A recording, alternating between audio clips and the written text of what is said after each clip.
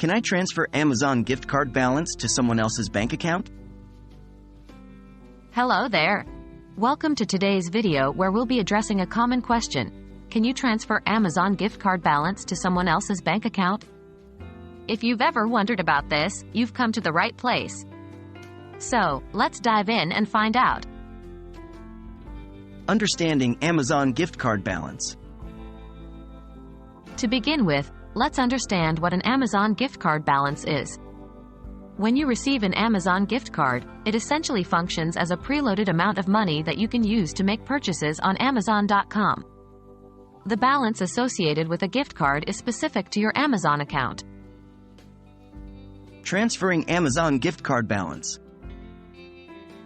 Now, let's address the main question. Can you transfer Amazon gift card balance to someone else's bank account? The short answer is no. It is not possible to directly transfer the balance from an Amazon gift card to another person's bank account. Redeeming Amazon gift card. However, there is an alternative way for the recipient of an Amazon gift card to benefit from it. The gift card recipient can redeem the gift card by applying it to their own Amazon account. This way, they can use the gift card balance to make purchases on Amazon. Purchasing and gifting items.